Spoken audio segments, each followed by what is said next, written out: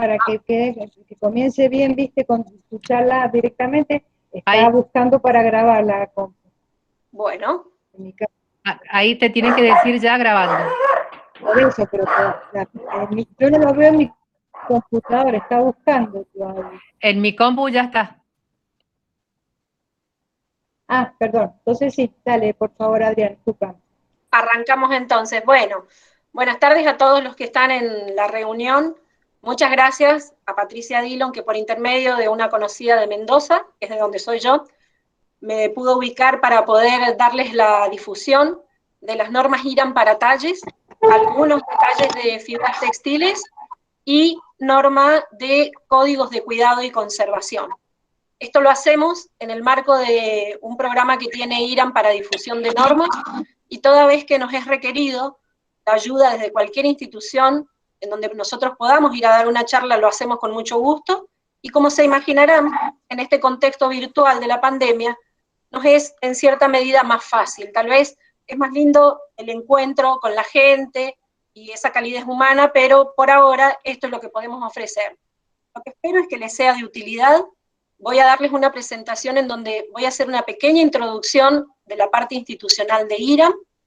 Luego vamos a ver cómo se hace una norma, qué es una norma. Vamos a tratar en particular con un poco más de detalle las normas IRAM para designación de talles de la indumentaria, y después les hago unos comentarios sobre la norma de códigos de cuidado y conservación y otras normas de fibras textiles que también se desarrollan en IRAM. Vamos a dar comienzo, acordamos con las profesoras, si tienen alguna consulta, después de la presentación, nos escriben en el chat, ellas las leen, o por ahí habilitamos los micrófonos. Yo me largo a presentar. Si hay algún inconveniente, que no se están viendo las transiciones, algunas slides están con transiciones y otras no, ustedes por favor avísenme. Bueno, entonces lo primero es que vamos a ver qué es el IRAM. IRAM, Instituto Argentino de Normalización y Certificación, es el único organismo nacional de normalización de Argentina, y como tal, tiene en sí la responsabilidad de elaborar y publicar las normas que favorecen el desarrollo económico y social del país. Es una asociación sin fines de lucro que fue fundada en 1935. Un 2 de mayo de 1935, algunas entidades industriales sintieron la necesidad de tener algunos materiales con especificaciones comunes, y por eso crearon el IRAM, que en las siglas originales era Instituto de Racionalización de Materiales, y por eso es el nombre. Hoy, Instituto Argentino de Normalización y Certificación. La característica de IRAM es ser una ONG, una organización no gubernamental. ¿Eso qué significa? Que nosotros no recibimos aportes estatales, no somos pertenecientes al Estado, ni tampoco pertenecientes a los privados. Lo que hacemos nosotros es autosostenernos con las actividades de normalización, sería con la venta de normas, como organismo de certificación para productos. Cuando hablamos de la palabra certificación, se lee atrás evaluación de la conformidad. ¿Eso qué significa? Que cuando yo tengo una norma, yo puedo decir, yo cumplo con la norma, pero esa es una declaración de la persona que cumple con la norma, de la industria o la entidad que cumple con la norma, pero necesita que otro constate esto. Ese otro es una tercera parte que se llama organismo de certificación. En Argentina no somos el único organismo de certificación, solo somos el único organismo de normalización. ¿Y qué se certifican? Productos, servicios, sistemas de gestión y competencias personales. Y también somos proveedor de servicios de capacitación para las empresas y para los particulares. Tenemos un área de recursos humanos que básicamente trabaja en capacitar sobre las normas que tenemos en IRAM o en particular con algún tema. Y además tenemos un centro de documentación normativo que no solamente tiene un acervo de casi 11.000 normas nacionales, sino también normas internacionales. O sea, es un organismo de consulta. ¿Cuál es la misión que tenemos nosotros? Es contribuir a mejorar la calidad de vida, la competitividad y la seguridad de las personas y los bienes. Promover el uso racional de los recursos propios y de con quienes nos relacionamos, y facilitar la transferencia de conocimientos, que eso se ve muy bien cuando hablamos de normalización. Ya vamos a volver a esta transferencia de conocimiento. La visión es ser referentes en materia de desarrollo sostenible, contribuyendo al bienestar de los ciudadanos, ¿sí? De toda la sociedad. ¿Y con qué contamos para hacer esto? Con la trayectoria, desde 1935 estamos presentes como organismo de normalización, la independencia, por esto que les decía que no somos ni estatales ni privados, y el profesionalismo, confiabilidad y compromiso de todos los profesionales que están en IRAM. IRAM está presente en todo el país. La casa central la tiene en Ciudad Autónoma de Buenos Aires, pero tiene filial en Mediterráneo, en Cuyo, de hecho están en Mendoza, en la calle Mitre, cerca de la Plaza Independencia, IRAM Comahue, IRAM Litoral e IRAM Patagonia. En las filiales, pocas veces, dependiendo de la zona, se hacen además de servicios de certificación, también servicios de normalización.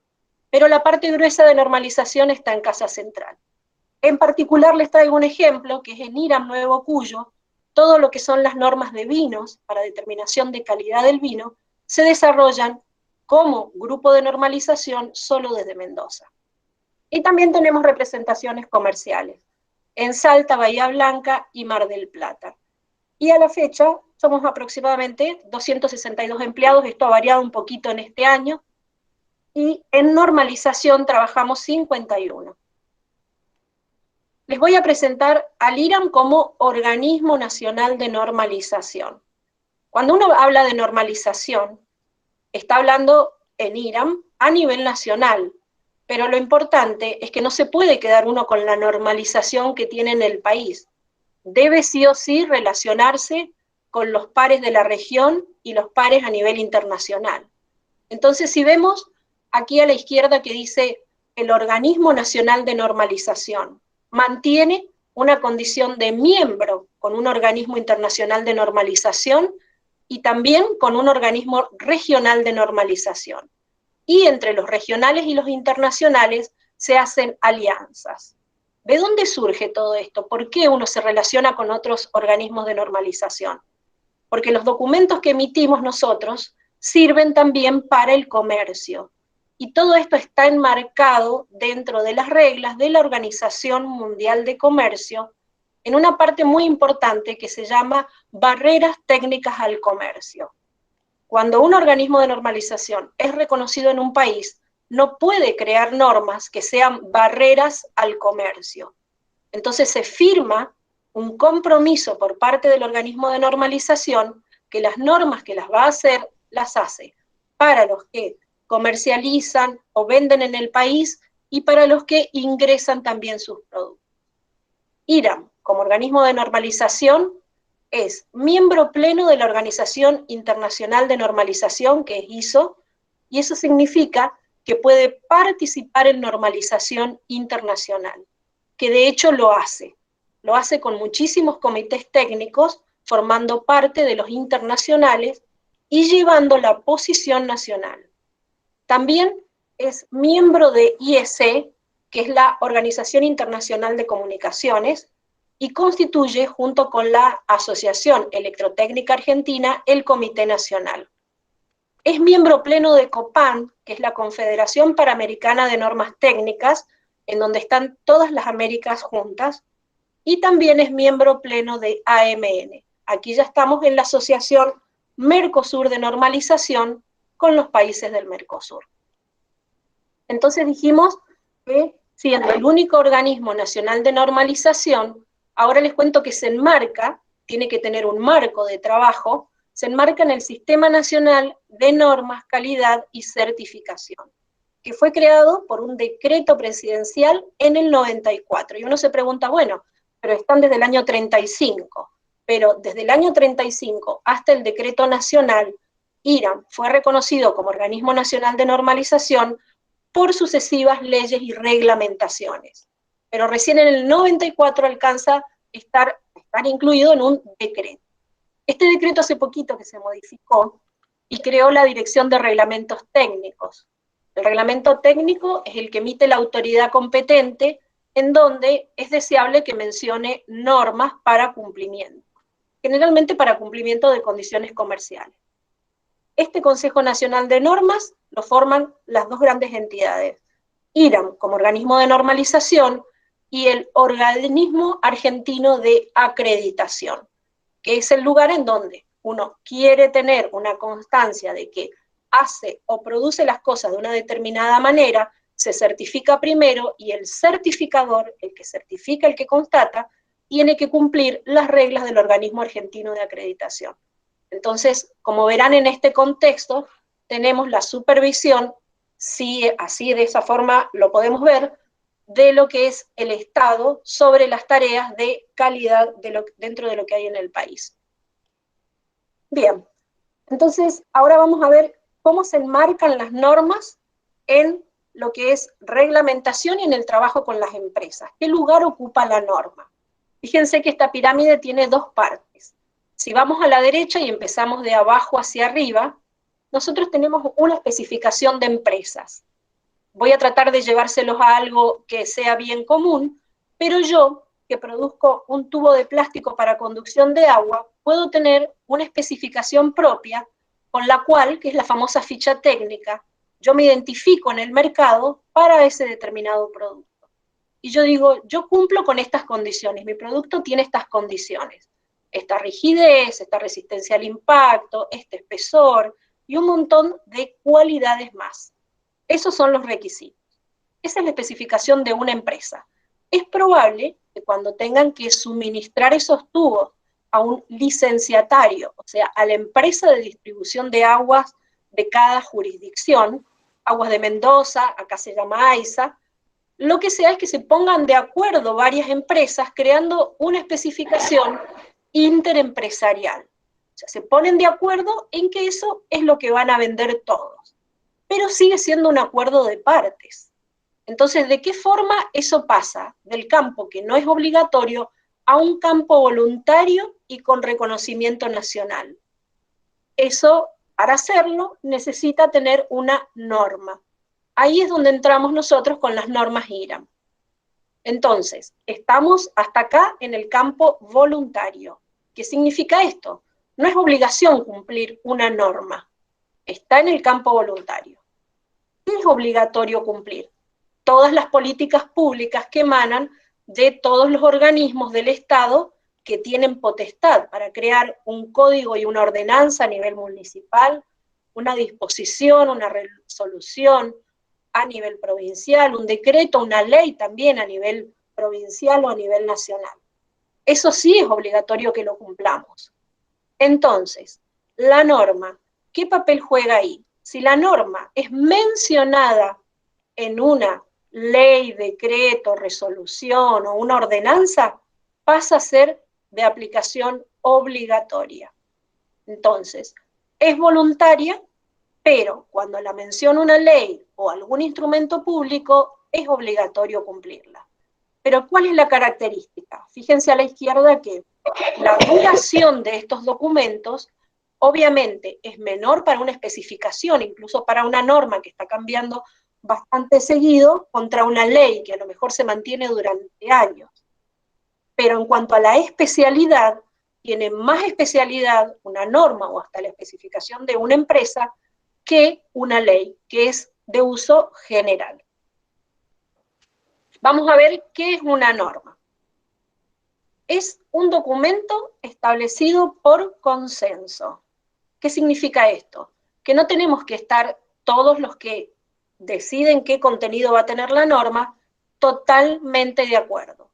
Nosotros tenemos un reglamento de estudio de normas que dice que para tener una norma, con que la mayoría, que es el 75% presente en las reuniones en donde se discutió ese tema, esté de acuerdo, eso se reconoce incluso internacionalmente como consenso. Y aprobado por un organismo reconocido. Ese organismo reconocido, en este caso, es el Organismo Nacional de Normalización. ¿Qué hace la norma? Proporciona para usos comunes y repetidos, para algo que se viene haciendo usualmente, reglas, directrices o características para las actividades o sus resultados. ¿Con qué fin? Garantizar un nivel óptimo de orden en un contexto dado. Entonces, ¿cuáles son los beneficios de la normalización? Para el sector privado, para los que producen, reducción de costos de producción y comercialización, más oportunidades en el mercado, porque se encuentran con sus pares, conocen el nivel de competencia que hay, por eso tienen un posicionamiento más competitivo y mejoran la gestión en los riesgos de la producción o en la cadena completa de comercialización. Para el sector público, entiéndase por sector público los que desarrollan políticas públicas, desde la municipalidad hasta el Estado en la parte de su presidencia, digamos. Todos los que son capaces de desarrollar una ley o una norma y tienen esa potestad. Para ese sector, le dicta bases técnicas sólidas para políticas públicas eficaces. Participan en los procesos de normalización, que es lo que nosotros tratamos de hacer, que el regulador en la materia esté. Para el caso de las normas que vamos a ver enseguida detalles, estuvo la Secretaría de Comercio, que es el que regula en esta materia, y también para que aporten al desarrollo socioeconómico. ¿Por qué? Porque todos tienen la posibilidad de decir cuál es su interés al sentarse a discutir la norma. Ahora lo vemos con las partes interesadas. Y finalmente para el consumidor, atiéndase a consumidor, ya sea consumidor intermedio, la cadena de producción o consumidor final. Bueno, primero que se escucha la voz de los consumidores, nosotros las normas cuando no tenemos el consumidor sentado específicamente en la mesa de discusión de la norma, mandamos todos los documentos a una consulta de asociaciones de consumidores. Les garantiza la sostenibilidad y más oferta y acceso a bienes y servicios. Vamos a ver algunos ejemplos de usos de normas. Esta es una línea de colectivo acá que se ha certificado con la IRAM 3810, que es la de seguridad vial. Son buenas prácticas para el transporte automotor de pasajeros. ¿Qué significa? Que la norma existe, establece esas buenas prácticas y alguna entidad, que puede ser IRAM o no, u otro organismo de certificación, constata con una lista de procedimientos que esto se cumpla. Fíjense otro ejemplo. Los tubos de agua que les decía recién. Estos son los que se utilizan en redes de desagües pluviales y cloacales. Cuando se colocan, para el caso de los que son de PVC, se hacen según la IRAM 13326. Otro ejemplo de uso de normas para todos más común, yerba mate, buenas prácticas de manufactura. Esto significa que hay una norma, que es la 20.550, que dice en todo el proceso cómo deben mantenerse estas prácticas de manufactura para inocuidad alimentaria. Son las famosas BPM. La marca de esta yerba está certificada con esa norma. Bien, vamos entonces ahora a quiénes elaboran las normas, porque no lo hace Adriana Núñez ni tampoco el IRAM. ¿Quiénes son los que elaboran las normas? Bueno, el proceso de la elaboración de normas, que se hace con reuniones, que por este momento, como entenderán, son virtuales, pero generalmente son en los lugares en donde se desarrolla la normalización presenciales. IRAM aporta un coordinador, que es el que articula los intereses de todas las partes. Por eso les llamamos partes interesadas. Esas partes interesadas vienen de 3 sectores que nosotros clasificamos de esta manera. Los que son los productores o comercializadores del producto, sistema o competencia que se está haciendo la norma. Puede ser sobre cualquiera, incluso no necesariamente un producto, puede ser a lo mejor un método de ensayo para ese producto. Bien, los productores tienen que estar. Algún representante de los productores tiene que estar, o algunos. Los consumidores pueden estar por sí mismos o agrupados en asociaciones. Por ejemplo, para la 13326 vino AISA, que es un gran licenciatario acá en Buenos Aires de obras de agua, para venir a poner cuáles son sus problemas que quiere que se coloquen en la norma, que deben ser de una forma u otra, según su interés, para que la norma sea clara, para que la norma sea justa, no sea de una parte o de otra. Y lo que nosotros denominamos intereses generales, que aquí es donde están los desarrolladores de políticas públicas que veíamos recién, los laboratorios de ensayo, porque cuando hay un producto, yo en la norma tengo que decir muchas veces, si es un requisito de producto, quién lo va a ensayar. Entonces, en ese caso están los laboratorios de ensayo. propios de los productores y los independientes. En este caso, organismos de investigación, como es el INTI, que generalmente el Instituto Nacional de Tecnología Industrial está en casi todas nuestras normas de ensayo, y los académicos, desde las universidades. ¿Qué hacen todos ellos, más allá de elaborar el documento? Son los responsables de velar por el interés general y el bien común cuando acuerdan el contenido de la norma. Entonces, cuando voy a una norma, yo lo primero que hago es ver cómo empiezo esta norma. Bueno, cuando yo me junto con el material, como cuando voy a hacer un trabajo, tengo que tener lo que se llaman antecedentes normativos. Para hacer una norma, usualmente se utilizan otras normas regionales o internacionales, o normas propias anteriores, y también se utilizan cualquier otra ficha técnica, informes de certificación, informes de investigaciones, cualquier otro documento que esté aportado por los que son los integrantes del organismo de estudio, que son los que veíamos en el slide anterior, ¿sí? Estas partes interesadas. Todos articulados por un coordinador del organismo de estudio. Vamos a ir al caso nuestro, vamos a hablar del subcomité de detalles y vamos a ver cuáles son las etapas en el estudio de una norma. ¿Cómo arranca el estudio? Dijimos, tenemos una solicitud de estudio que es para saber si voy a hacer una norma de cero, revisión o modificación. Alguien la presenta, cualquier parte interesada la puede presentar.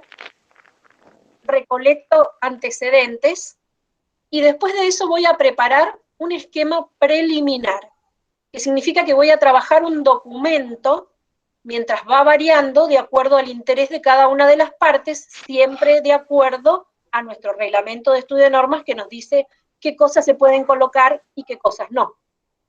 Eso significa el tratamiento en el organismo de estudio. El organismo de estudio de normas es el que se encarga durante arduas reuniones, a veces poco tiempo en normalización son 6 meses, a veces años, se demoran más de 2 o 3 años, el tratamiento de la norma. Después de que todos quedaron de acuerdo, se obtiene este documento consensuado del que hablábamos anteriormente.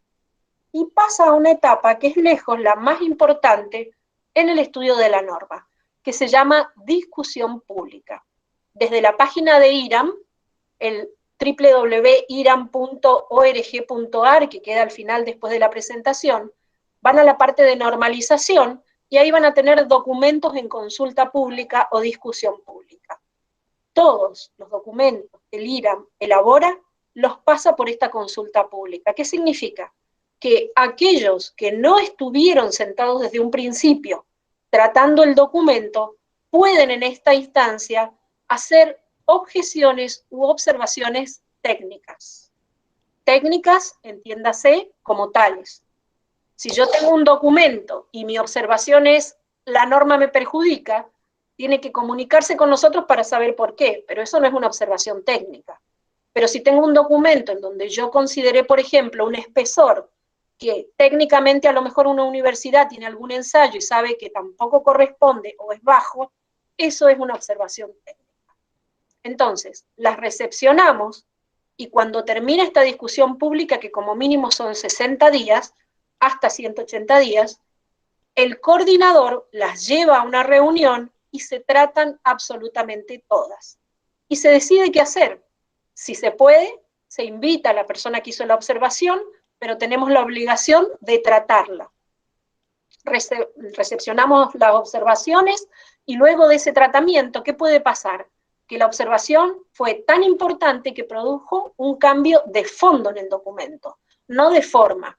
No era que a lo mejor mencioné un documento y estaba mal mencionado, o coloqué un valor que no era la unidad correspondiente, o a lo mejor faltó algún párrafo para cerrar un tema. Eso sería forma, y si a mí me falta un valor, es totalmente de fondo, o si no corresponde, es totalmente de fondo. Entonces, ¿qué se hace?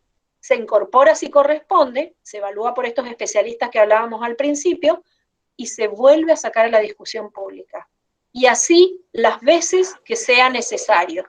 Les voy a poner un ejemplo muy cortito para no aburrirlos tanto, y es casualmente los que son los mejoradores de las naftas. Las naftas que estamos usando nosotros, que sería la Super y la Premium, las tenemos nosotros estandarizadas como naftas de grado 2 y grado 3. Esas naftas llevan un mejorador de octanaje, pero resulta que el mejorador de octanaje está por la Secretaría de Energía colocado en un valor determinado. Bien, lo que quisieron en la norma es elevar esto, darle mejor calidad y colocar menor cantidad de ese mejorador, porque con muchos de los motores nuevos, ese mejorador termina arruinando la electrónica de los motores.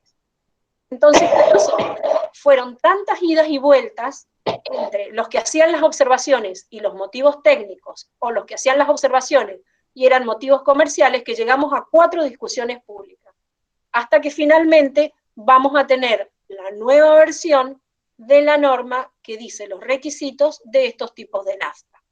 ¿Cómo llegamos a esa norma? Generamos, después de estas discusiones públicas, con ese documento consensuado, un proyecto de norma y lo trata un grupo de especialistas, que se llama Comité General de Normas. Ahí ya son especialistas ad honorem, que evalúan cada uno en su tema el documento. Y si lo encuentran apropiado y correcto normativamente, terminamos sancionando la norma IRAM nacional. Hasta acá tenemos todo lo que es, en términos generales, la presentación del IRAM y las etapas de normalización. Les quiero preguntar a las profesoras si les parece que continúo con el tema, o si alguien tiene alguna consulta o duda o comentario, lo podemos hacer acá. Como ustedes me digan, chicas. Yo creo que el tema es muy interesante y que estaría bueno que sí, que se continúe. Bueno. Perfecto, seguimos entonces. Y por fin. Vamos a ver entonces ahora, entramos directamente en las normas que venimos a ver en esta presentación, que son las normas IRAM de designación de talles de la indumentaria. Siempre que hay un documento IRAM, algo lo impulsa.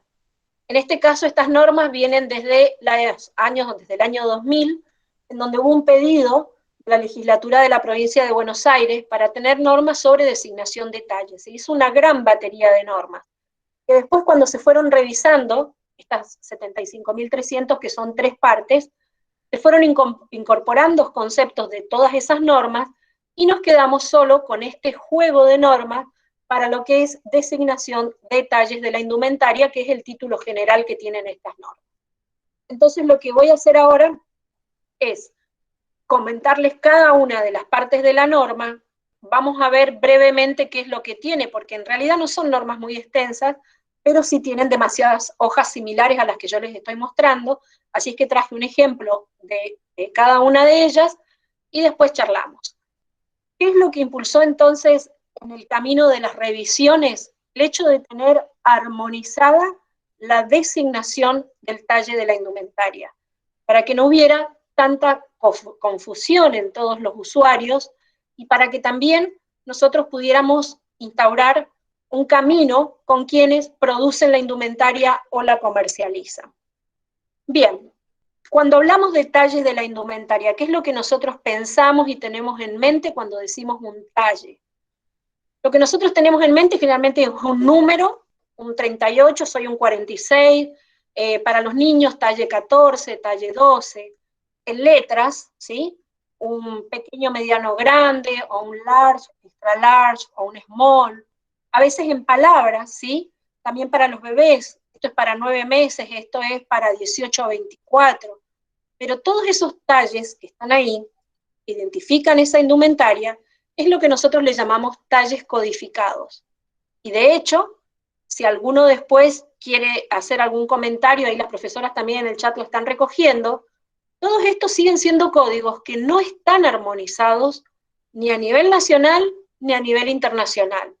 Probablemente en algunos bloques, en particular a lo mejor en Europa, o tal vez en Estados Unidos, en la gran cadena de comercialización que tienen con indumentaria, con venta online, tal vez sean el mismo talle codificado, pero generalmente no es lo que se encuentra. Entonces, como tenemos toda esta anarquía en la designación de los talles, lo que proponen las normas IRAM, como siempre, es utilizar para algo un lenguaje común. Cuando nosotros decimos lo que queremos es un lenguaje común, recuerden la definición de norma que decía para usos comunes y repetidos. Entonces, con ese mismo espíritu, nosotros decimos, bueno, para identificar la indumentaria, vamos a utilizar las medidas corporales. O sea, no son medidas de la prenda, son las medidas de la persona a la cual está destinada la prenda. Ahora yo voy a hacer uso de algunos conceptos que los expertos, los que hicieron estas normas, que para este caso les voy a contar que estuvo la Cámara Industrial Argentina de la Indumentaria, gente que realiza indumentaria de trabajo, estuvo también la Cámara de Indumentaria para Bebés y Niños, el Ejército Argentino con la parte de sastrería militar y con el laboratorio de ensayos también, la Unión de Cortadores de la Industria, que tiene un colegio acá que se llama el CETIC, también estuvo presente. Otra parte interesada, fundamental, fue, como les decía, Secretaría de Comercio, que son los que controlan todo lo que es textil, y todos ellos quedaron de acuerdo en que este lenguaje común sean las medidas corporales y no las medidas de la prenda, porque cuando uno hace un molde, cuando parte del molde, ¿qué es lo que tiene? Tiene la medida de la persona, del cuerpo de la persona sobre el cual quiere constituir una prenda. Entonces, después que tiene un montón de variables, ¿sí? Lo que es la holgura, lo que es el estilo, lo que es el corte, lo que es la moda, todos esos son propiedades, variables que la norma no tiene por qué tratar, porque además van cambiando y dependen mucho del estilo que cada uno tenga, ¿no es cierto? Entonces, nos deshacemos de eso, en la norma nosotros decimos, no vamos a tratar esto, y vamos a tratar solo con las medidas corporales. Entonces, si voy a tratar con las medidas corporales, lo primero que tengo que hacer es decir cuáles son esas medidas corporales. Bien, ¿cómo tomo las medidas corporales? Las medidas corporales me dice la 75.301 de términos, definiciones y procedimientos para la medición del cuerpo. Esas medidas las voy a tomar con centímetro o con pie de medición para el caso de la altura, con la menor cantidad de ropa posible, porque lo que yo estoy tratando es de relevar las medidas de mi cuerpo, y utilizando una tensión moderada, ni muy suelta, ni muy ajustado. Cuando tengo números que no son enteros, bueno, los redondeo al entero más próximo. Y para el caso del contorno de busto, tiene que ser sobre un corpiño sin relleno. Y puedo utilizar este pie de medición, como decíamos, para la altura. Entonces ahora les voy a mostrar algunas medidas corporales y qué es lo que dice la norma. Fíjense, en este caso, digo, tengo un contorno de cabeza. Define cuál es el contorno de cabeza y por dónde pasa la cinta métrica. Y también define cómo lo va a expresar, cómo lo va a comunicar hacia afuera. Ya vamos a ver esto del pictograma. Dice, el contorno de cabeza es el máximo contorno de la cabeza medido por encima de las orejas. Así se debe pasar la cinta métrica y así se debe indicar en el pictograma. Un contorno de cintura lo muestra el contorno de la línea de cintura natural entre la parte superior de los huesos de la cadera, que es lo que llamamos cresta ilíaca, y las costillas inferiores, medido con la persona respirando normalmente, parada erecta con el abdomen relajado.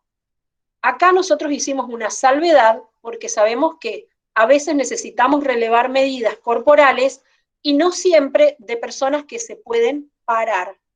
A veces no, entonces está contemplado eso con una nota en la norma. ¿Y en dónde se coloca en el pictograma? Bueno, se coloca de esa manera, indicando la cintura, y en el circulito se coloca la medida. Entonces, ¿este pictograma qué es? Es un símbolo pictórico. Lo que nosotros decimos es que tiene que estar adherido a la prenda hasta llegar al usuario. ¿Y cómo es esto? ¿Quién es el usuario final? El usuario final soy yo, quien me voy a comprar la indumentaria. O si trabajo en una empresa, cuando me den el conjunto de ropa que me dan, el AMBO, para trabajar durante una temporada o durante un año. O si es indumentaria de protección, piensen en que también aplica en toda la gente que trabaja como bombero, con arco eléctrico, en la parte de soldadura, lo que es para ropa para evitar cortes en maquinaria. Todo eso debería tener la identificación de la indumentaria de esta manera. y por lo menos llegarle al usuario. Pues, si no llega en la prenda, puede llegar en la envoltura de la prenda. Nosotros sugerimos que utilicen este pictograma que está normalizado, que tiene esa forma, y que sea un símbolo pictórico negro sobre fondo blanco, que no tenga un tamaño menor a 10 milímetros. En un menos de 1 centímetro no puedo leer nada, ¿sí? Disculpa perdón que te interrumpa. Sí. ¿Estas medidas pueden estar también en lo que hace a la etiqueta? Sí, ahora lo decimos. Gracias por la aclaración. Sí, No, sí. por favor, perdón. Esta es la etiqueta, esto es parte de una etiqueta, ¿sí? Ya se las muestro después al final cuando les muestro algunas etiquetas de algunas marcas. Esto va a la etiqueta, perfecto. Y esas letritas, por favor, que no sean menores a 2 milímetros porque ya no es legible. Y la información que tienen que tener es lo que me dice la otra parte de la norma, que son lo que yo llamo medida principal y secundaria, ahí sí, relacionada con la prenda. Entonces yo les puse un ejemplo. Fíjense que entre la medida que está arriba, el pictograma que está arriba y el de abajo, la diferencia son los arcos invertidos que representan los senos. Bien, si es un pijama, por ejemplo, ya lo vamos a ver en la tabla, estas son las medidas que la norma dice que deberían relevarse. Un contorno de cintura, un contorno de tórax o busto y la altura. Eso es lo que tiene que estar en la etiqueta. Bien, ¿qué medidas corporales coloco ahora en el pictograma? ¿Cómo lo sé? Bueno, para eso está la parte 2, que es simplemente una tabla, que ahora vamos a ver algunas partes, que tienen lo que yo llamo medida principal y medida secundaria. La medida principal es la que me define la parte del cuerpo que necesito para esa prenda. Y la medida secundaria es una medida adicional que conforma el talle completo.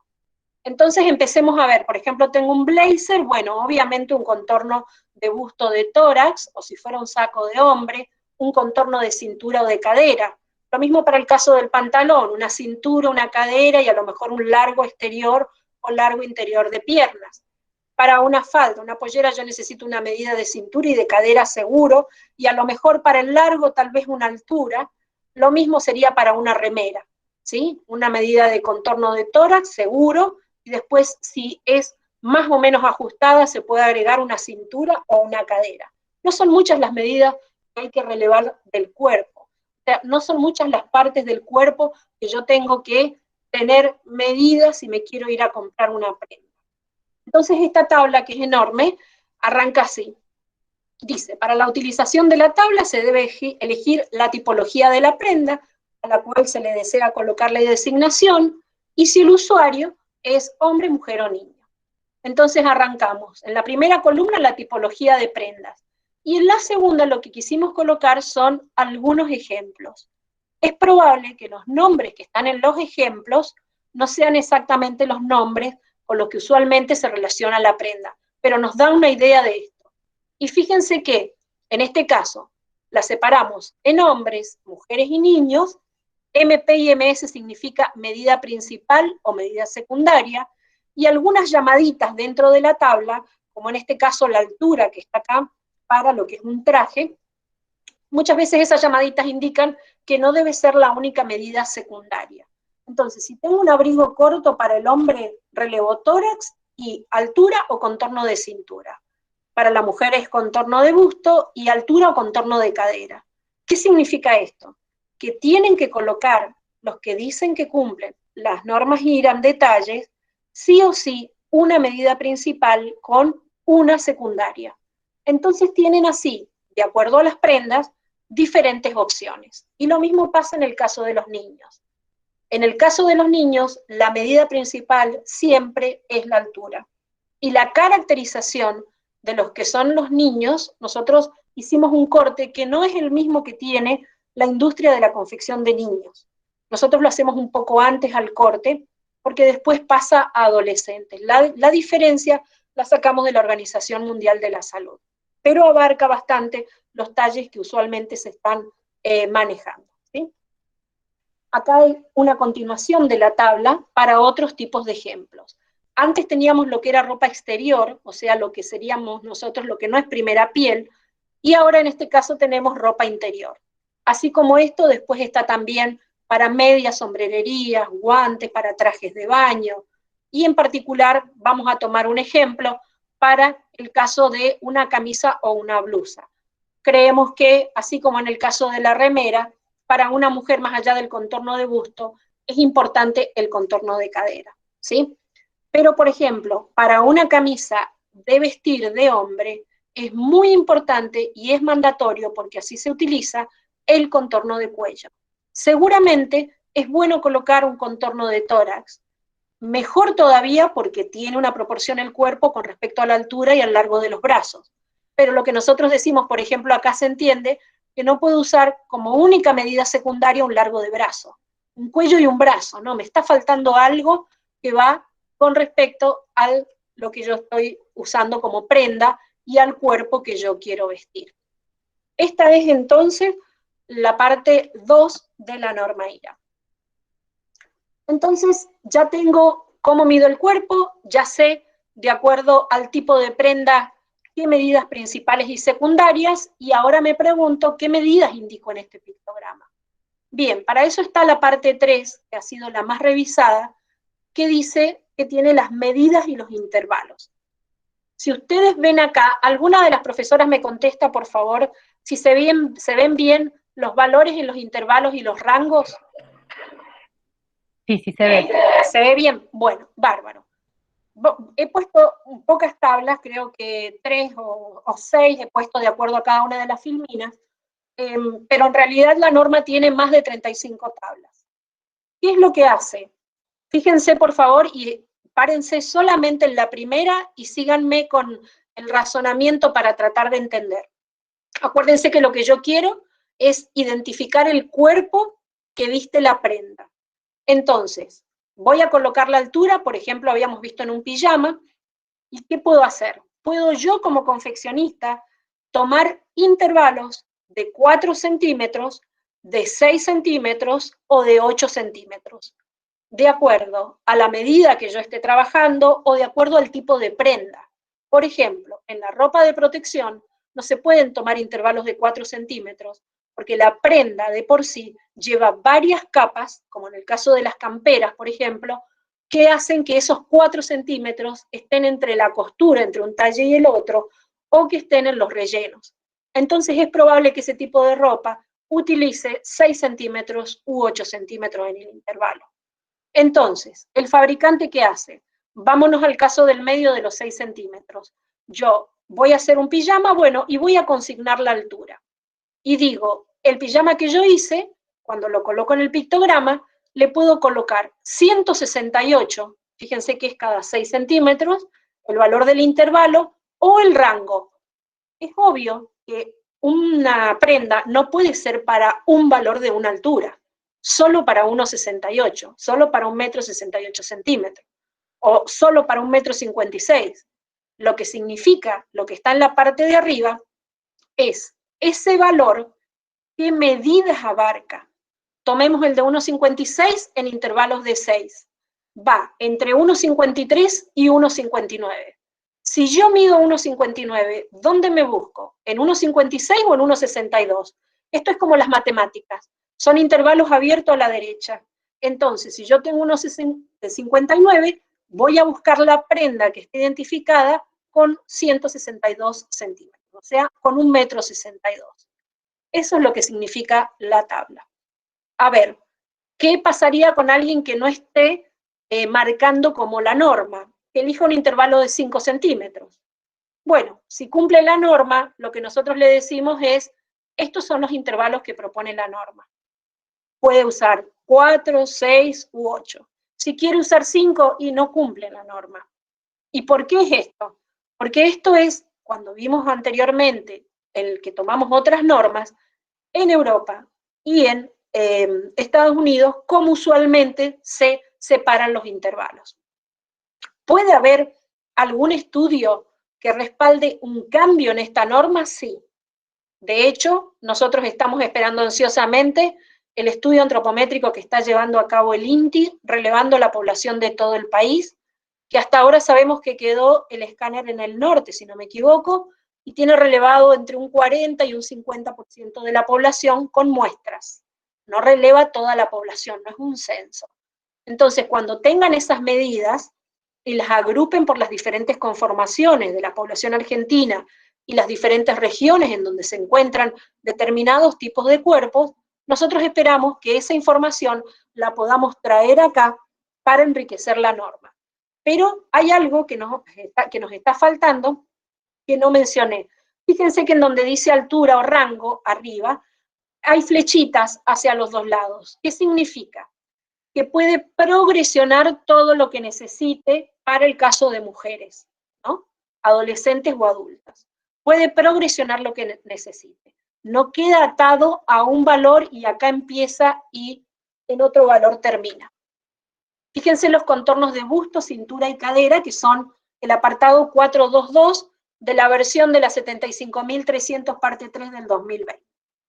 Dice acá, con el fin de ofrecer distintas alternativas de identificación de las prendas, se pueden usar las tablas, bueno, menciona 2A o 2B para medida corporal de contorno de busto. De igual manera, tenemos después cintura y cadera con tablas 2C a la 2F. ¿Cuál es la diferencia en las dos tablas? La primera es una similar a la que teníamos en las primeras ediciones de la norma, en donde veníamos con un intervalo de 4 centímetros y en 112 vamos a un salto de cada 6 centímetros. Esto es porque la industria en talles definidos progresiona de manera diferente con los talles más grandes. Resulta que al principio estaba solamente la tabla 2, se llamaba tabla 2 en la norma, pero los fabricantes de ropa de trabajo, los que tienen estos grandes usuarios como Trenes Argentinos, como el caso también de AISA, también como el caso de Gas del Estado, o sea, estas empresas que compran en grandes volúmenes prendas, nos dijeron esos productores que cuando ellos hacen las blusas de dama tan luego, tienen solo intervalos de 4 centímetros, tienen talles más cortos. Entonces, ¿qué es lo que les pasaba? Fíjense en la tabla 2A para un intervalo de 6 entre 130 y 136. Si yo quiero hacer menos progresión, es probable que en medidas más grandes, si yo tengo cada 4 centímetros, no encuentre intervalos justos en donde yo me quiero parar. Por ejemplo, agarro el de 132 y está bien, lo tengo en 130, pero muy cerca de 133. Pero ya si no me tengo que pasar a 136, pero mi prenda, la que yo fabriqué, no me cubre 139. Entonces, ¿qué pasa? Si yo hago progresiones más pequeñas, me quedo fuera de la norma. Entonces, para que esto no se produzca, lo que nosotros hicimos a los contornos principales de busto, cintura y cadera, colocarles las dos opciones, que puede el fabricante, y debe hacerlo si dice que cumple con la norma, tener intervalos de 4 y saltar a 6, o puede usar el de 4. Y también, como en el caso anterior, puede progresionar hacia arriba o hacia abajo. Y la otra característica de la norma es la relación flexible entre estas medidas y en sí entre todas, pero acá se muestran en un ejemplo entre busto, cintura y cadera. Fíjense, yo puedo tener, acá se han tomado a propósito medidas pequeñas, un busto pequeño de 88 centímetros. De hecho, yo creo que cuando nosotros hablamos de medidas, nosotros deberíamos tener acá ejemplos más grandes. Ahora estamos modificando la norma para colocar ejemplos de medidas más grandes. Por ejemplo, tengo un busto de 88. Lo puedo combinar con una cintura como intervalo 68 o 76 y con una cadera 96 o 102. Yo puedo combinar como confeccionista, porque tengo diferentes cuerpos que vestir, cualquiera de estas medidas. No tengo atado un cuerpo. Entonces, quiero dejarles esta idea. La norma no fija un cuerpo determinado. La norma dice, acá están las tablas de medidas, combinen como sea mientras mantengan la información del cuerpo que visten. Eso es lo importante. Entonces, una característica que tiene la norma es la relación flexible entre todas sus medidas. Acá presenta solo la relación flexible entre estas tres. Acá vamos a la etiqueta que recién preguntaban las profesoras, ¿sí? En el anexo de la norma se colocan ejemplos de presentación de la información con el pictograma normalizado. Acá tenemos para mujeres y jóvenes femeninas y hay otro ejemplo más abajo para hombres y jóvenes masculinos de diferentes prendas. Yo acá puse un pedacito de cada una para que ustedes lo puedan ver. Ahí están marcados como contorno de tórax, cintura, cadera y altura para la mujer y contorno de tórax, cintura y altura para el hombre. Esto es lo que la norma dice. ¿Con qué me encuentro yo?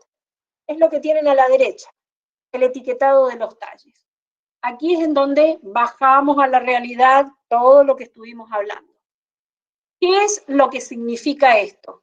Que yo tengo acá una silueta de una persona. A las profesoras les pregunto, ¿se alcanza a ver lo que está a la derecha? ¿Alguna que me conteste? Lo que está en rosa, Claro, lo que está a la derecha debajo de etiquetado de detalle. ¿Se ven las siluetitas? muy chiquitas. Muy chiquitas. Bueno, la presentación les va a quedar mejor, porque en realidad las marcas no toman siempre el pictograma normalizado, toman otras siluetas y combinan. Fíjense lo que dice al lado ley de talles y equivalencia. Combinan talles con medidas corporales. Entonces acá vemos la realidad y cómo se uniría con lo que nosotros pedimos. Disculpen un minutito. Sería así. ¿Las medidas corporales están? Sí, están. Pero el que fabrica no le pedimos que saque los códigos. Déjelos, pero dígame a qué corresponde.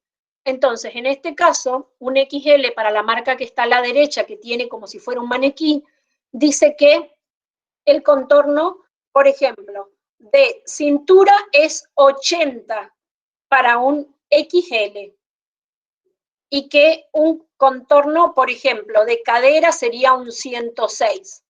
Entonces, esa asociación de medidas que hizo es la asociación de la marca. Mientras esté la medida corporal, a mí lo que me interesa es eso, no que esté solo el talle codificado. Bueno, esta es la primera parte en donde hemos hablado un poco de todo lo que es talles. A las profesoras les digo, yo quisiera ahora, saco un segundito la presentación para ver si ha quedado alguna duda con este tema antes de que pasemos al otro. Bueno, chicos, ¿alguno quiere consultar algo?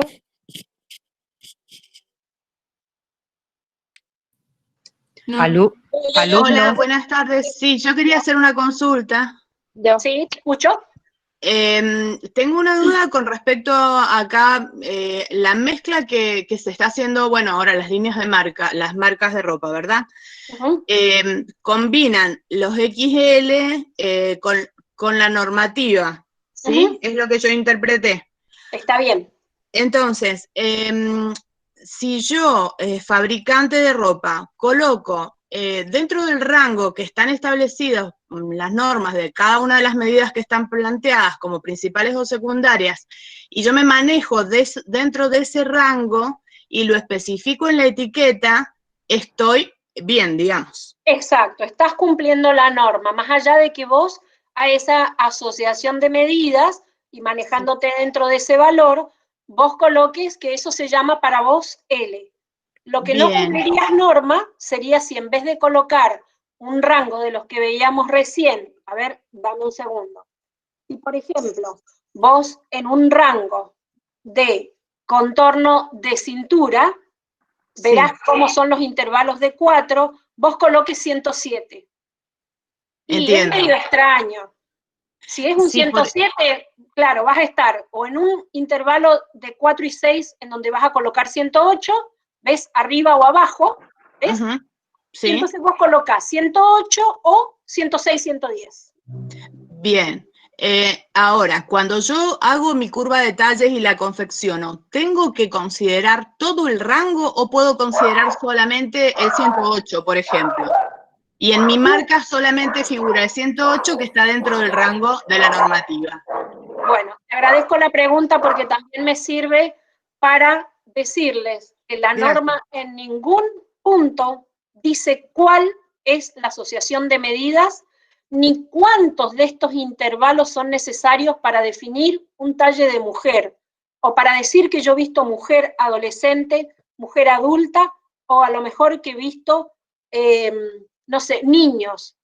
No puedo yo decir, como Iram, no tengo ninguna base técnica para decir desde Iram que un niño o alguien que vende ropa para niños tiene que estar entre tal contorno y tal si dice que vende ropa para niños. Porque yo no tengo relevamiento de la población.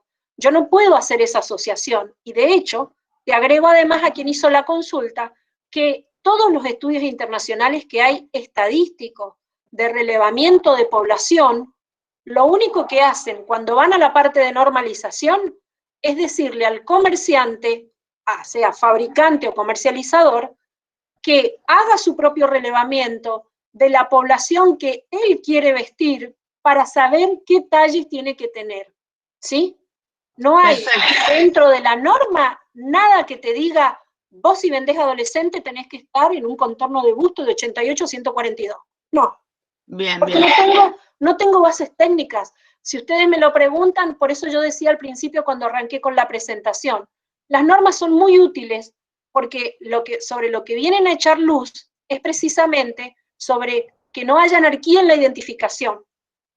Imagínense en un mundo ideal, Iram, si yo transparento todo esto, voy a saber realmente, si todo el mundo marca por medidas corporales, qué cuerpos están vistiendo.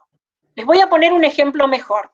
Ustedes saben que mientras tratamos estas normas, la gente de la Cámara de la Indumentaria nos acercó a varios fabricantes de ropa en serie, ni siquiera ropa de sastrería o una moldería en particular. Y nos trajeron el típico poncho, que yo no lo conocía como prenda en su momento, que es un rectángulo que se dobla en el medio y lleva unos lazos al costado y se le da una cierta forma donde abren las partes del rectángulo para hacer lo que ellos le decían un poncho o una bata. Entonces, una de las personas que lo hacía con un nivel de textiles y acabados muy buenos, me dice, yo con esta prenda visto 8 talles. ¿Cómo 8 talles? A una que es muy delgada le va a quedar tremendamente suelto. Y a una chica que tiene medidas corporales más grandes le va a quedar ajustado. No es cierto que usted viste 8 talles, porque cuando usted pensó el modelo, lo pensó para un cuerpo definido, no lo pensó para cualquier cuerpo. Eso no es así. Entonces, para el cuerpo que usted lo pensó, colóquelo en la etiqueta. Después yo veré si a pesar de que ahí no están mis medidas, cuando me lo pongo me gusta y compro algo más grande o algo más chico. ¿Sí? ¿Se contestó tu pregunta? Perfectamente, muchísimas gracias. No, por favor. Adriana, Sí. tengo una consulta. Hace varios años atrás, acá está todavía hay un shopping y había un escáner para tomar justamente medidas. ¿Hay algún relevamiento hecho así acá en la provincia de Mendoza? Yo sé que sí, yo sé que se hizo un relevamiento hace muchísimos años, que sí, trabajaron con la Asociación de Ergónomos de Mendoza, sí. con la gente de ergonomía de la Universidad Nacional de Cuyo, de la Facultad de Diseño, y sí. Se hizo uno muy importante que todavía lo conservo yo, porque precisamente quien ayudó en ese estudio fue un participante sumamente tradicional, que fue el que inició los temas de talle en el IRAM, que se hizo a los choferes de colectivo, porque se hizo ese relevamiento para los puestos de trabajo, que es el asiento del colectivo del chofer. Entonces, ese relevamiento sé que se hizo y los datos están. Nosotros tenemos forma de obtenerlo. Recientemente se hizo el del INTI. El INTI pasó con el escáner por Mendoza. Y esos son los datos que yo les comentaba que todavía no están terminados. Pero eso es todo lo que yo tengo noción que se haya hecho. Sí, sería muy bueno. Te preguntaba porque justamente sé que estuvieron de la Universidad Nacional de Cuyo, sé que estuvieron trabajando Roberto Tomarcielo y Roxana del Rosso. Por eso preguntaba a ver si eso estaba. No lo sé, porque yo perdí contacto con Roxana. Esta sería una muy buena oportunidad para retomarlo. Ella es parte del subcomité de talles, pero después por el tema de los viajes no pudo participar, tal vez ahora con la forma virtual, quienes deseen participar como institución pueden participar del subcomité de detalles, después hay que ver la categoría de la participación, pero se puede hacer perfectamente, pero está muy bueno si hay un relevamiento en Mendoza. Cuando salió la ley de talles de Mendoza, que Mendoza tiene su ley de talles, nosotros con la gente de comercio, con el director de comercio, empezamos a trabajar en la reglamentación. Y todos ustedes se acordarán de la campaña Talle más que un detalle, y que tuvo un montón de spots que los hacían con reinas de la vendimia, con gente que estaba en otros sí, fue muy bueno. Y estábamos trabajando con las normas IRA. Pero como pasa siempre en la política, cambió la gestión y no se reglamentó la ley. Pero la ley de talles de Mendoza sí nos menciona a nosotros cómo utilizar las normas IRAM vigentes, que esa es otra cosa. Cuando una ley o un reglamento nos menciona, nosotros tratamos de que si hay que cumplir con la norma IRAM, sea con la norma IRAM vigente, siempre la última vigente. No nombrar la norma de ediciones anteriores porque después va sufriendo cambios. Muchas gracias. Bien. Bueno, nos queda muy poquito. Perdón, ¿puedo hacer una consulta? Sí, por supuesto. Buenas tardes, está muy linda la charla. La pregunta mía es la siguiente. En el caso, por ejemplo, de que yo trato aquellos cuerpos que tienen ciertos inconvenientes, digamos, por ejemplo, una persona que tiene una hemiplegia, ¿sí? Que son cuerpos que, bueno, que no tienen una indumentaria para vestirse y que les cuesta mucho vestirse porque, por ejemplo, los botones no se los pueden prender. Bueno, yo estoy trabajando un poco con eso para cuando termino la carrera. Y bueno, me interesa también saber, en ese caso, supóngase que yo hago una prenda para ese tipo de problemática que existe, ¿sí? Ya sea para una hemiplegia o una persona que tiene un problema en los brazos, ¿sí? Que tiene uno más corto que el otro. Bueno, hay una serie de cosas que el diseñador tiene que tener en cuenta en esos casos que son, digamos, especiales. La normativa IRAM también toman en cuenta esas situaciones particulares o solamente en forma generalizada. No, fíjate que lo hace en forma generalizada, pero fíjate que en realidad sí los tomaría en cuenta, porque desde el punto de vista que la norma no te dice más que para la prenda cuál es la medida principal y la secundaria a relevar, vos basándote en el cuerpo sobre el cual estás trabajando, si podés relevar esa medida, podés identificar la prenda. Viste que cuando yo estaba hablando de una de las medidas corporales que ahí decía que se debe tomar el contorno de cintura con la persona parada erecta. Sí. A nosotros nos hicieron el mismo comentario y por eso en la nueva versión de la norma, que es lo que decía ahora que estábamos modificando, vamos a corregir eso, de que siempre que se pueda, se debe tomar con la persona parada erecta, si no, en las condiciones en que se encuentra. Lo importante es que vos necesitas un mínimo de guía para tu diseño, y lo que pretende la norma, al darte esas medidas de identificación como principal o secundaria, es guiarte en cuáles deberías relevar para la prenda. Si hay algo que no corresponde desde el punto de vista del diseño, nos lo hacen saber a nosotros, ¿sí? Bárbaro, porque además en la etiqueta, obviamente, yo tengo que ser transparente con mi usuario y decir, obviamente, qué es lo que usé, y porque va dirigido, por ejemplo, a ese tipo de personas, entonces yo en la etiqueta también lo debo aclarar para estar dentro de la reglamentación, ¿cierto? Exacto, dentro de la norma, si vas a cumplir la norma. Pero Perfecto. vas a ver que sería así, cuando puedan tener la norma para consultarla, sería así, vos vas y relevás, tomate un trabajo porque en realidad es trabajo de relevamiento de medidas, y vas a ver medidas corporales, te venís y entrás a la tabla al revés, ¿sí? O sea, vos entras a la tabla con la medida. Hagamos de cuenta que el contorno del busto, que es una señora, es 103. Entonces Sí. vos te vas a encontrar acá, podés encontrarte en el intervalo de 104 entre 102 y 106. Entonces, Perfecto. vas a encontrar tu medida, pero vos ¿cómo la vas a identificar? Como 104. ¿Ves? Bien, bien. Perfecto. Y si la persona, por ejemplo, tuviera una medida, no sé, porque me ha pasado casos que yo he medido donde el busto, bueno, tiene mucho busto Mucho gusto. o al revés, tienen Claro. poco busto y mucha cadera o Bueno. viceversa. Es lo mejor que tiene la norma, porque acá lo que yo decía recién, no te obliga, cuando vos veas la tabla completa, no te obliga a usar en forma vertical el conjunto de medidas.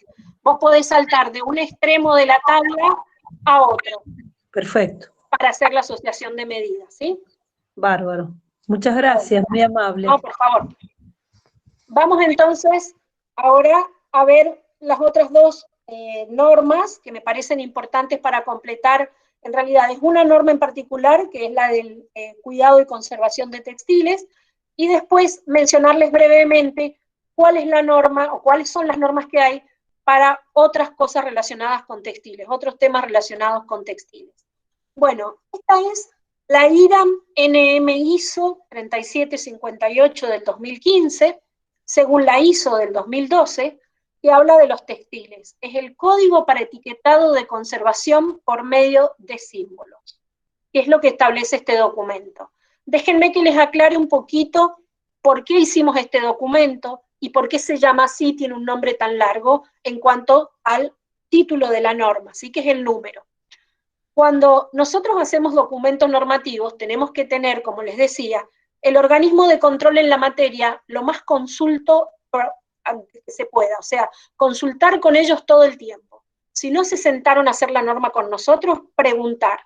¿Por qué? Porque ¿se acuerdan de la pirámide de jerarquía de los documentos? El hecho de que la norma esté ahí significa que la norma está por debajo de una ley. Yo no puedo hacer una norma que contradiga una ley existente.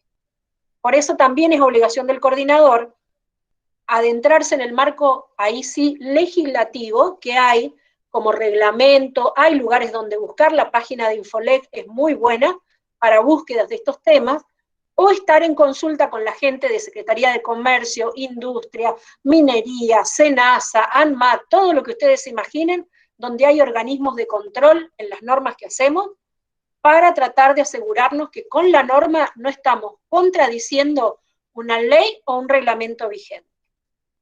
Para el caso de los textiles, y en particular para el etiquetado, en Argentina rige un reglamento que es la resolución 287 del año 2000. Esa resolución de comercio internaliza una resolución Mercosur. En muchos temas, caso de textiles, eléctricos, mecánicos, se trabaja, cuando yo mostré en los slides la AMN, a nivel de Mercosur. Y además, Mercosur como país, Argentina es parte de la Asociación de Mercosur de Normalización y es miembro de Mercosur. Entonces los documentos ahí se trabajan en dos instancias. Primero se ve la necesidad a nivel Mercosur.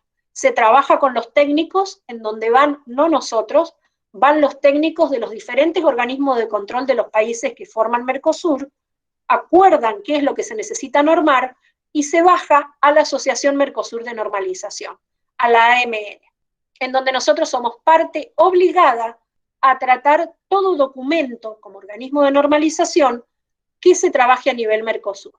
Entonces, la resolución 287 dice que para el etiquetado de conservación por medio de símbolos, conservación de los textiles, cuidado y conservación de los textiles, hay que usar la última norma ISO vigente en la materia, que es la ISO del 2012. Entonces, ¿qué hizo Mercosur? Fíjense en el nombre de la norma, el ISO es el último. ¿Quién la adoptó? Norma Mercosur. Nosotros trabajamos la traducción de esta norma junto con Uruguay, que somos el otro país de habla hispana, trabajamos Mercosur. Bien, tenemos ahí la norma Mercosur.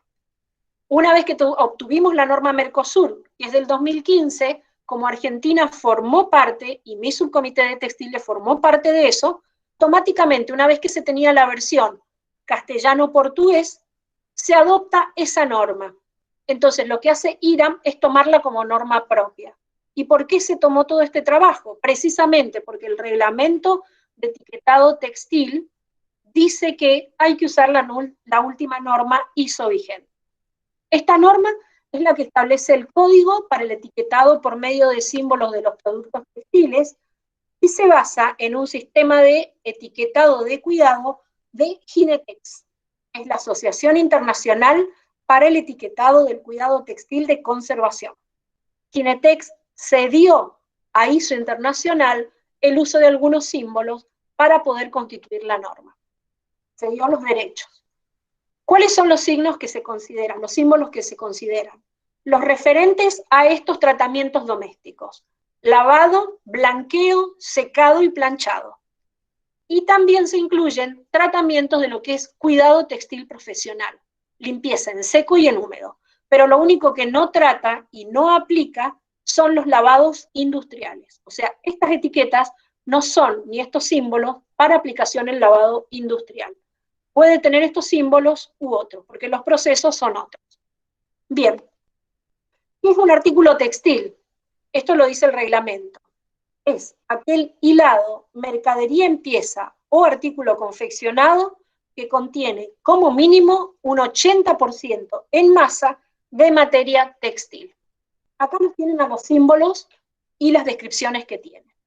Utiliza la cubeta para el lavado, el triángulo para el blanqueo, que sería el uso de cloro u otros blanqueantes, el secado, el cuadrado, y la planchita para el planchado y prensado, el círculo para el cuidado textil profesional y algunos adicionales, como por ejemplo, una barra simple debajo del símbolo, que significa que el procedimiento que yo estoy haciendo lo tengo que hacer con un tratamiento suave.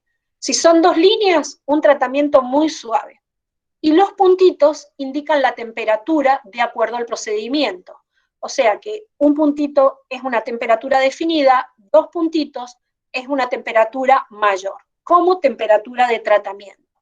Entonces, de todos los símbolos que tiene esa norma, yo rescaté algunos, espero que por lo menos les ilustren cuáles son los conceptos que tiene adentro la norma. La cruz de San Andrés significa tratamiento no permitido. Entonces, fíjense, la cubeta con 40 como número y 2 rayitas abajo. Es temperatura máxima de lavado 40 grados y procedimiento muy suave. Esa cubeta con una mano, lavado a mano. Si está la cruz de San Andrés sobre la cubeta, no lavar. Si hay 3 puntitos, planchado a temperatura máxima de 200 grados. Eso significa la base de la plancha, la parte que apoya sobre el textil. El cuadrado con el círculo adentro, secado en tambor con temperatura máxima para los secados de salida de 80 grados. El círculo con la W es limpieza en húmedo profesional, con un procedimiento suave. Y la cruz de San Andrés sobre el tambor que teníamos y el círculo es no secar en tambor, dado que el cuadrado, era el de secado y el otro el de cuidado profesional. Bien, acá tenemos los símbolos para procesos de secado natural. Estos les hice simplemente un print de pantalla de la norma, vean que está en castellano y en portugués, ¿sí? Entonces, tengo el cuadrado que era el secado, y fíjense todo lo que es la simbología, por favor. Secado en cuerda con una rayita, 2 secado por goteo, si es a lo largo secado en plano, si es secado en plano pero por goteo con 2, si es con una línea en diagonal es secado en cuerda y a la sombra. Bueno, tienen diferentes símbolos dentro de la norma. Entonces, utiliza esos símbolos, más los que tenía antes, para dar los procesos de secado natural. Y les coloco acá algunas consideraciones, que es todo muy lindo con la norma, pero ¿cómo hago yo para colocárselo al textil? Bueno, se recomienda que antes de seleccionar las etiquetas de conservación, hay que obtener información sobre el comportamiento del artículo textil y sus componentes con respecto a todos estos tratamientos de limpieza. ¿Cómo lo hago eso? Y voy a ensayar el textil. Entonces, voy a un método de ensayo que puede ser en un laboratorio, con una máquina a escala real, como la que uno puede tener en casa, y después hacer una evaluación sensorial de los resultados. Las características ensayadas: solidez del color, solidez, creo que están todos en condiciones, que es cómo va variando el color de acuerdo a los tratamientos, se compara contra una escala de grises, o sea, hace evaluación instrumental, el comportamiento durante el lavado, el secado en tambor y limpieza en seco, y también hay que tener en cuenta el material, la estructura y la aplicación de los artículos, que pueden tener otras características diferentes. Entonces, acá tengo una parte de la tabla de esta norma que me dice si es la característica, cómo lo ensayaría, cuáles son todos los métodos que hay para ensayar.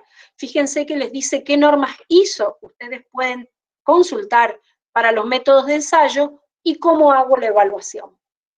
O sea, para cada una de estas características, que es todo lo que tengo que ver para poder colocar los símbolos, cómo lo hago y cómo me guío para hacer la evaluación. Y acá les puse un ejemplo, les puse uno solo porque tal vez sea como muy aburrido, pero fíjense, esta es una típica etiqueta de una campera de hilo que tengo yo. En este caso es algodón 80% y 20% microfibra. Esta es la etiqueta, esta etiqueta responde a aquella resolución que dijimos, 287 del 2000, en donde del otro lado está quién es el importador o el fabricante, su número de quit, y acá colocaron el país de origen. Y veamos los símbolos. Bueno, acá la temperatura de lavado me dice 20 grados proceso normal, eso es casi agua fría. Me dice que no lo puedo blanquear, la cruz de San Andrés sobre el triángulo. La plancha tiene un puntito, temperatura máxima 110 en la base de la plancha y no secar en tambor. Entonces, esta es la forma que este pequeño ejemplo quiso representar todo lo que veníamos tratando antes. Y les coloco acá, en los últimos 2 slides, algunas normas que hay sobre fibras, hilados y tejidos que hablan absolutamente de un montón de características. Como dijimos, podemos tener normas de requisitos o normas de métodos de ensayo. Tenemos las que son de acondicionamiento para los ensayos, cada vez que yo voy a ensayar un textil lo tengo que acondicionar. Cómo determino la torsión de los hilos que componen ese tejido. Hay una que está bastante buena, que es el sistema TEX para la designación del título y su correspondencia con los otros sistemas de designación, como el sistema inverso o el denier. Hay requisitos de varios hilos, en particular de algodón. Cuando yo tengo una prenda y después quiero empezar, por ejemplo, para saber cuánto pesa esa prenda para determinado fin. Bueno, empiezo a desarmar ese tejido. Bueno, hay para ligamentos, para tejido plano y tejido de punto, cómo relevar esos ligamentos. Cuando yo voy a ensayar, ¿qué es lo primero que hago si un laboratorio quiere ensayar y saber que eso es real? Y me tengo que desprender del material no fibroso previo a las determinaciones. Entonces arranco con un cualitativo de fibras para saber si son 2 o más fibras. Tengo normas para ir a los cuantitativos. Son métodos de ensayo, hay una que tiene como 36 métodos de ensayo para definir eso que ustedes vieron en la etiqueta anterior, esto que decía 80% algodón, 20% microfibra. Bueno, se hace con estas normas que están aquí al pie, con las últimas 4. Y también tenemos métodos de ensayo físicos y químicos.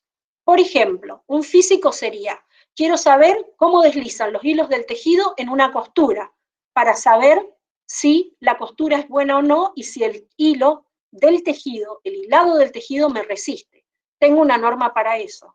Para saber cuánto pesa, como les decía recién, en un tejido plano separo urdimbre y trama, peso por separado, en determinadas condiciones, con balanzas que están estandarizadas, con un método estandarizado, y lo puedo saber.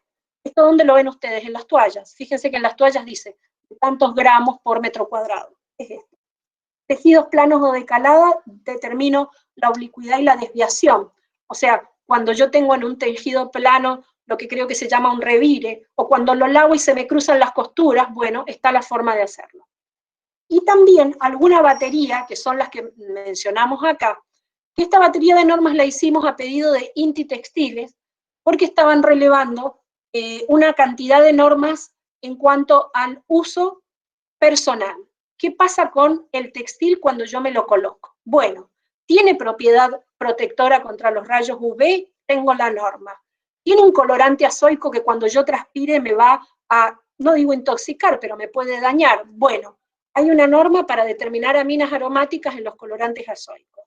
¿Qué pH tiene en un extracto acuoso? Ustedes saben que con la saliva, para la ropa de niños, que se meten la ropa a la boca, o uno que transpira, dependiendo del pH que tengan todos los, componentes que tiene el textil, más allá de las fibras, los acabados, se puede determinar el pH.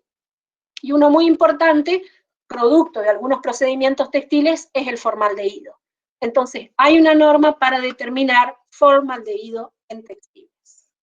Bueno, con esta presentación ha llegado a su fin. Yo he querido, por lo menos, resumirles las normas principales que pueden llegar a ser de su interés y, por supuesto, quedamos a disposición para cualquier consulta.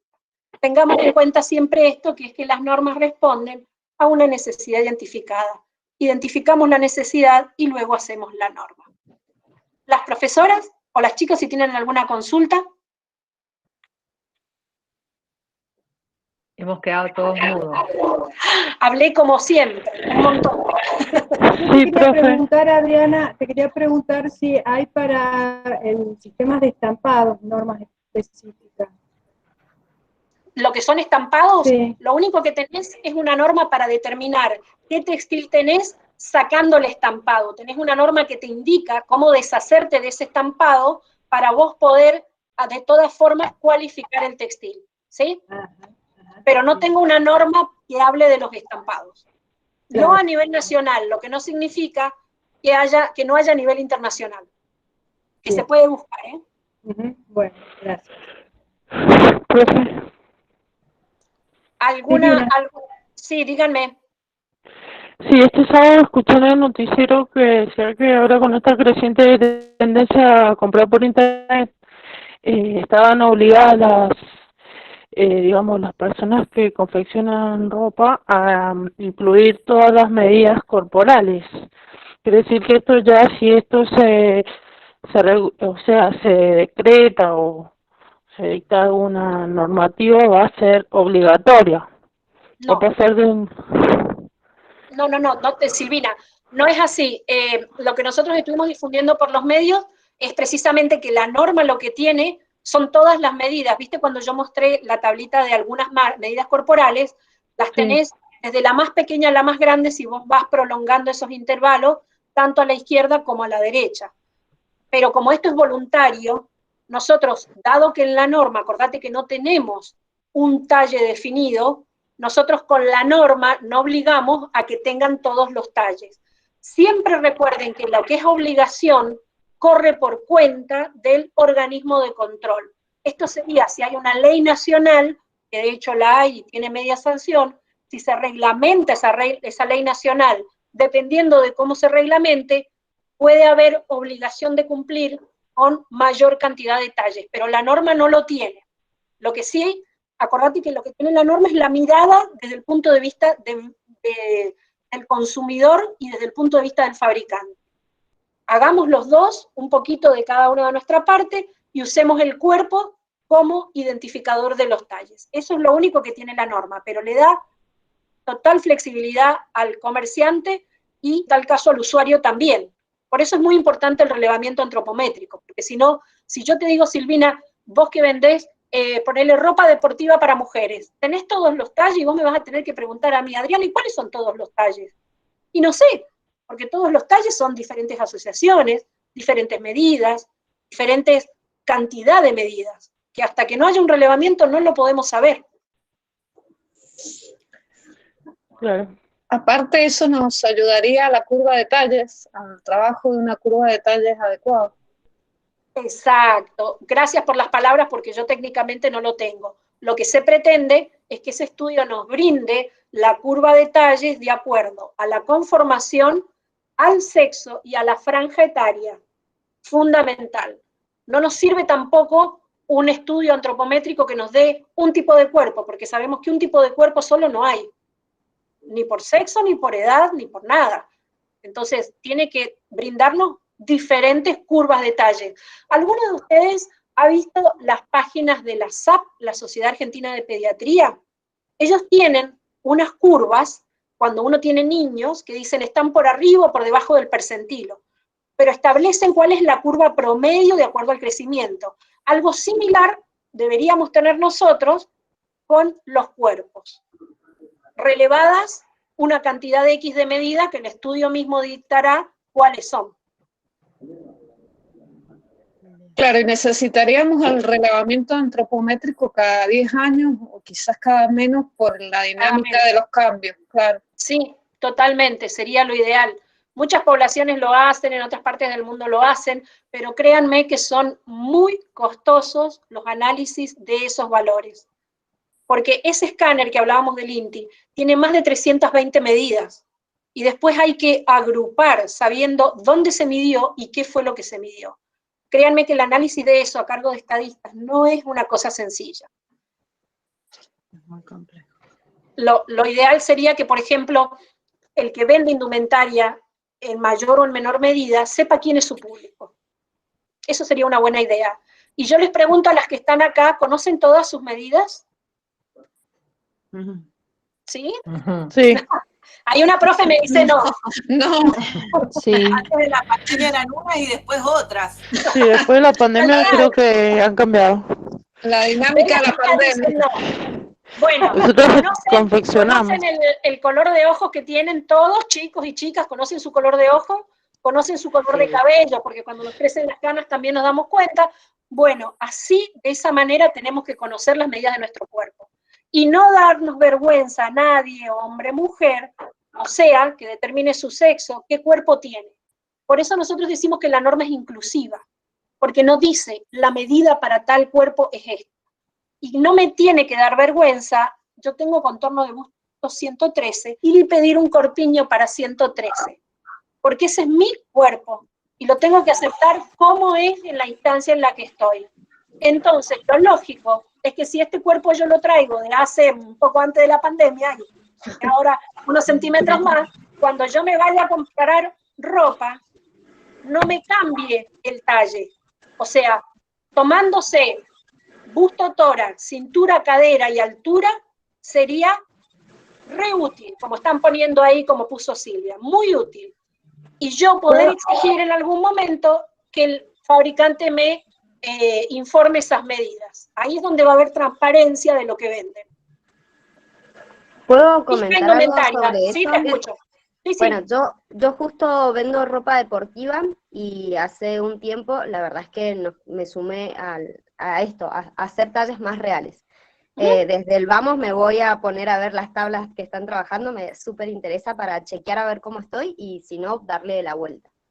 Pero me resulta súper importante eso que dijiste porque es algo que me pasa con muchas clientas y que es que lo que primero que hacemos es primero no conocernos y segundo dañarnos. Entonces, el normalizar el conocimiento del cuerpo creo que agrega un valor personal y humano súper grande como sociedad, porque implica esto, el que normalicemos los cuerpos. Para mí conlleva un trabajo súper grande con las distintas clientas de comenzar a quererse, a verse, porque encima al ser ropa al cuerpo... Se te cortó el audio. Alguien como Pizca Indumentaria que estaba hablando, qué pena, se cortó el audio. Capaz que se silenció. Ahí está. ¿Se silenció sin querer? No, tiene abierto el micrófono. No, se cortó. Ah, se cortó tal vez.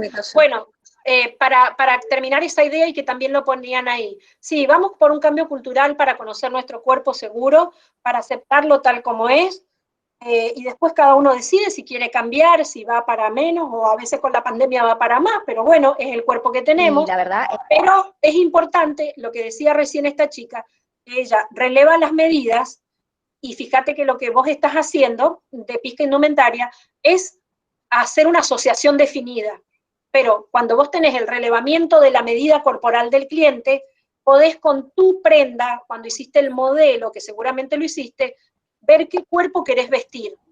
Y vos te podés tomar una libertad. De hecho, el tejido de punto cede, pero cede hasta un cierto punto, pero no cede más. Entonces, también esto es importante, que sepamos qué tipo de tejido usamos, ¿sí? Es obvio que si tengo un tejido plano, una camisa que es mayormente algodón, y si está tejida, no sé, con un ligamento tela, no puede hacer mucho. Pero probablemente si utilizo otro ligamento o uso una prenda de punto, puede hacer otra cosa. Sí, escucho si alguien tiene alguna consulta más. ¿Alguien más?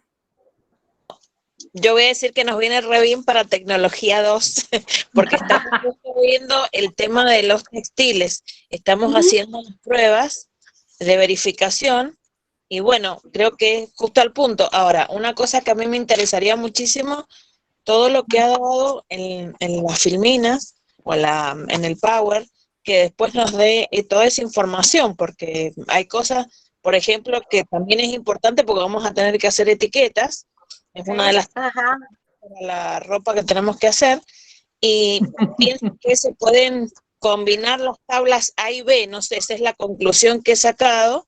Yo no sé coser mucho, no sé hacer muchas cosas, pero que la tabla A y B yo la puedo utilizar para ir haciendo mi tabla de talles o cuando vaya a hacer las presentaciones de las prendas o los conjuntos que tengo que presentar. Está bien, Sandra, pero acordate que las tablas que yo tengo en la norma, que tiene IRAM, no yo, son tablas de identificación de indumentaria, no de confección. Cuidado, que hemos recibido mucha gente con la misma inquietud. Acá tengo mi tabla de talles, pero no me coincide con la del IRAM. No, porque lo que me traen es una tabla de confección.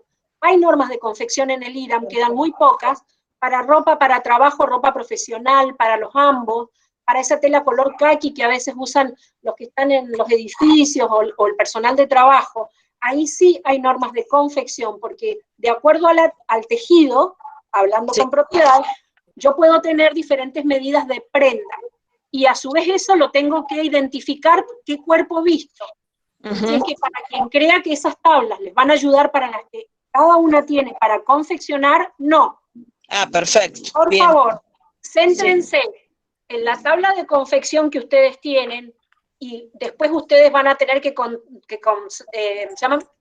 tener en cuenta lo que yo les decía, los centímetros para la costura, el tipo de costura que yo hago, porque no es lo mismo hacer una costura simple que una costura francesa. Entonces, ese tipo de cosas las tienen en cuenta ustedes. Y cuando terminan, se fijan para qué cuerpo iban a vestir, qué medida es ese cuerpo. Yo sé que cuesta a veces despegar los conceptos, pero eso es lo que tienen que pensar.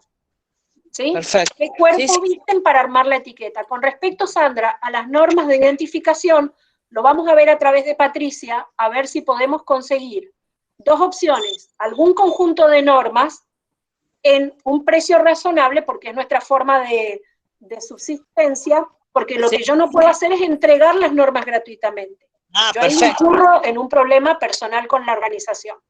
Pero sí de que ustedes puedan tener estas normas para consulta, a lo mejor, de alguna manera en particular. Ya lo vamos hablando con Patricia después en la semana entrante. ¿Sí? Una cosa que yo quiero preguntarle también específicamente, si yo tengo una empresa y quiero que también mi empresa tenga las normas, yo tengo que pagar para que me certifiquen y que mi empresa esté como que está realizando, está cumpliendo con esas normas, ¿verdad? No, son dos cosas diferentes. Yo puedo decir, usted, si usted es dueña de una empresa, yo le aconsejaría que sí consulte las normas. Para que tengan una idea, las normas andan entre 600 pesos y 1.300. No me parece una locura para una inversión de una empresa. Así que nadie puede decir que porque las normas son caras no las usan. Ah, perfecto, porque hay gente que dice eso. Es más, ustedes que están en Mendoza, la filial Cuyo, que si entran a la página del IRAM pueden ir a consultarlas sentadas ahí sin sacar foto ni fotocopia, obviamente, sin costo, por si no las pueden pagar. Hay un servicio de documentación en la filial Cuyo. Independientemente de eso, ¿vamos a hacer una última consulta? Esperamos un segundito que le termino de contestar a Sandra. Entonces, ¿qué pasa? Yo puedo decir que cumplo con la norma, porque hay una ley que pide que cumple. Ahora, si usted quiere que un tercero venga y constate que usted cumple, ahí recién hay una certificación o es necesaria una certificación de que cumple. Sí, ajá, bien. Muchísimas gracias. Ah, por favor. Sí, ¿quién le había quedado una pregunta? La que se nos queda congelada. Ah, la chica de Pisca. Ponela por el chat. Eri, ¿podés ponerla por el chat?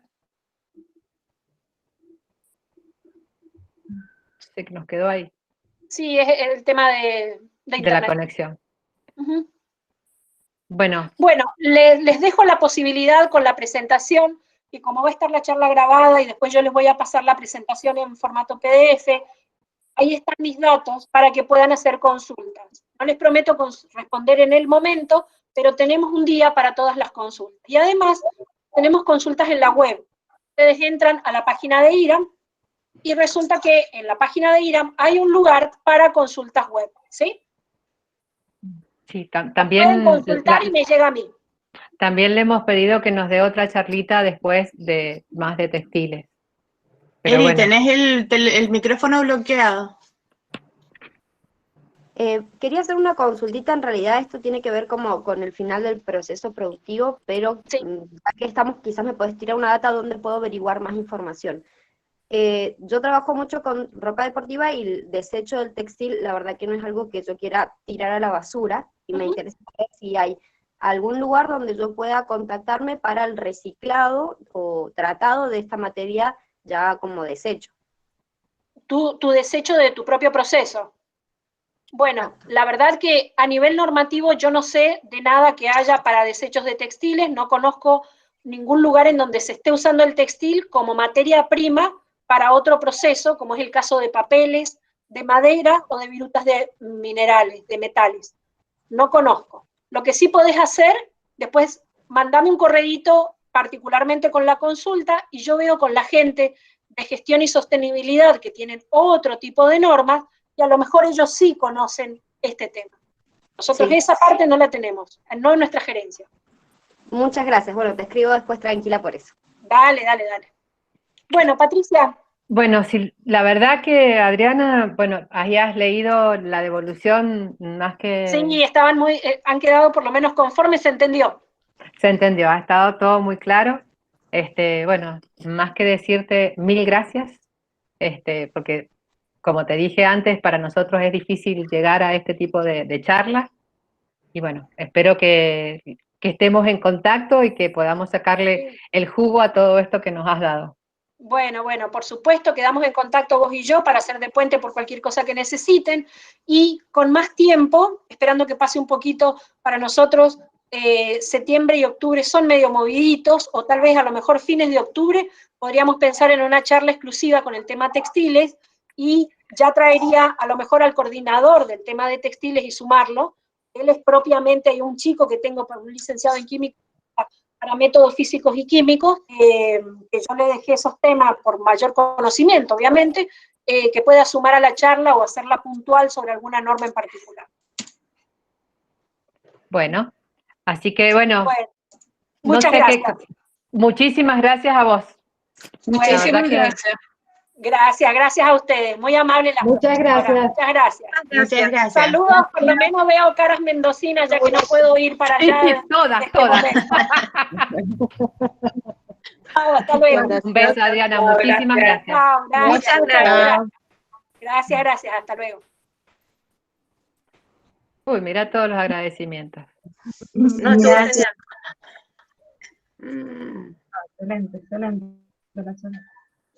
Muy buena la charla, me encantó.